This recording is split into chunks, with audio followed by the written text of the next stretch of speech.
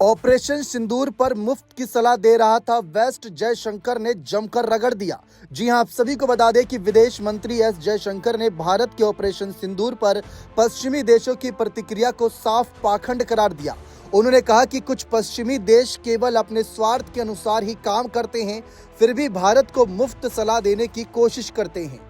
जयशंकर की ये टिप्पणी भारत की पाकिस्तान के आतंकी ठिकानों पर की गई सैन्य कार्रवाई को लेकर उठ रहे वैश्विक सवालों के बीच कर रहे हैं। विदेश मंत्री डॉक्टर एस जयशंकर ने कहा कि भारत पाकिस्तान संबंध सामान्य नहीं रहे और ये एक अपवाद है। उन्होंने ये तक कहा कि दशकों तक पाकिस्तान में आतंकियों के ट्रेनिंग कैंप चलते रहे और इसमें राज्य व सेना का समर्थन रहा। डॉक्टर जयशंकर के मुताबिक पाकिस्तान ने आतंकवाद को बढ़ावा दिया और उसे सामान्य बनाने की कोशिश भी की, जिसका भारत ने लगातार कहीं ना कहीं विरोध किया।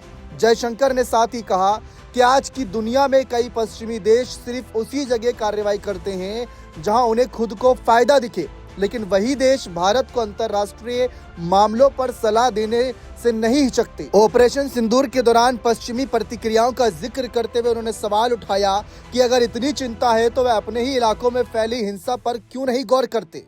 उन्होंने कहा कि कई बार लोग कहते हैं एक बात है और करते हैं दूसरी, और भारत का इस वास्तविकता को स्वीकार करते हुए अपनी विदेश नीति और सुरक्षा नीतियों को प्रभावित नहीं होने देना चाहिए।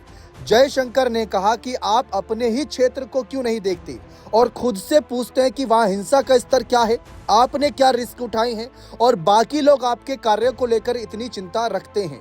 विदेश मंत्री ने स्पष्ट किया कि भारत को बाहरी टिप्पणियों से विचलित नहीं होना चाहिए, बल्कि अपने निर्णयों पर दृढ़ता से आगे बढ़ना चाहिए।